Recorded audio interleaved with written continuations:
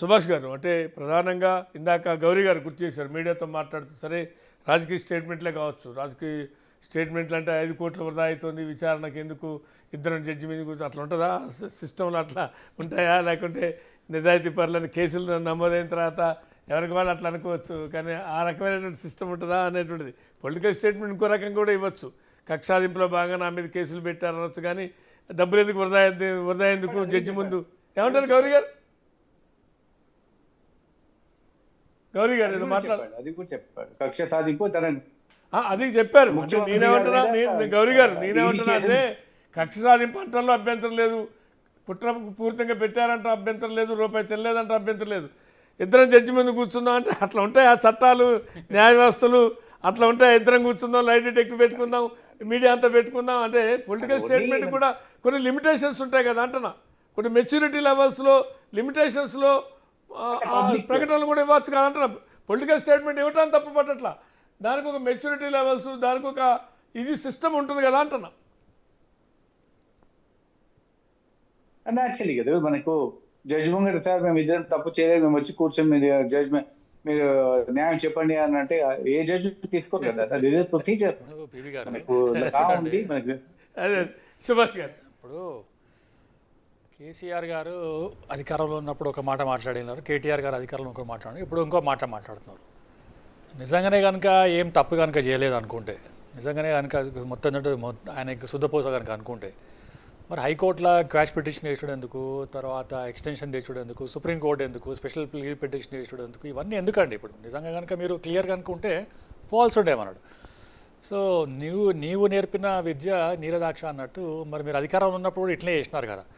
నిజంగానే కనుక 5 కోట్లు కనుక వృధా అవుతుంది, ఈడీ అనేది చేస్తుండే, మనం ఏంటంటే ఒక ఇద్దరు ఏంటంటే జడ్జిలు కూర్చొని లైట్ డిటెక్టర్ పెట్టుకోవాలనుకుంటే, మరి హైకోర్టులు ఎందుకు, జడ్జిలు ఎందుకు, వాళ్ళకంత డబ్బులు ఎందుకు, అసలు న్యాయ వ్యవస్థ ఎందుకు, అసలు లా కమిషన్ ఎందుకు, లాయర్స్ ఎందుకు, ఇవన్నీ సిస్టమ్స్ కాదు కదా. ఇప్పుడు దెర్ ఇస్ సిస్టమ్. ఆ సిస్టమ్ మీరు కనుక ఫాలో కనుక అయితే బాగుంటుండే. మీరు సిస్టమ్ ఫాలో కాలేదు కనుకనే ఇది వచ్చింది అన్నట్టు. ఇప్పుడు 54 కోట్లు అంటే నాట్ సో ఈజీ.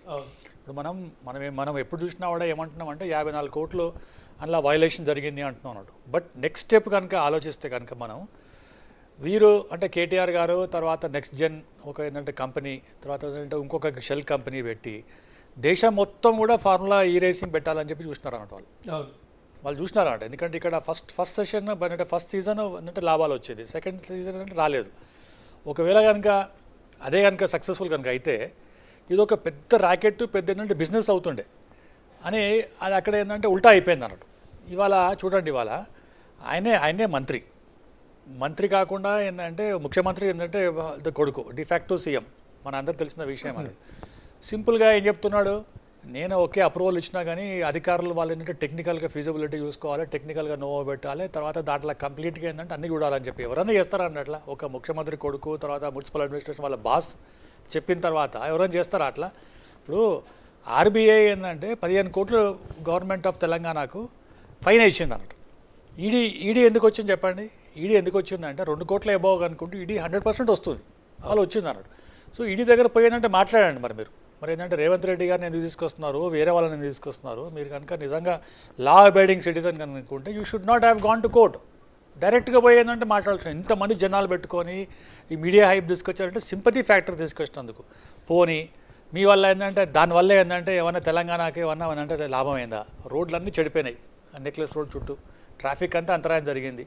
మీరు నిజంగానే కనుక మీకు అంతే కనుక బ్రాడ్ మైండెడ్ కనుక ఉండి నిజంగా కనుక అట్లా చేయాలనుకుంటే ఏంటంటే సిటీ అవతల చాలా ల్యాండ్ ఉంది.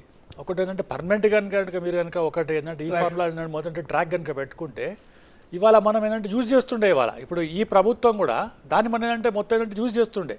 మళ్ళా కనుక ఈ ఫార్ములా రేస్ పెట్టాలంటే మళ్ళీ మనం ఒక 50 కోట్లు 100 కోట్లు మనం ఏంటంటే డెవలప్ మనం ఏంటంటే మొత్తం లాస్ అవుతుంది.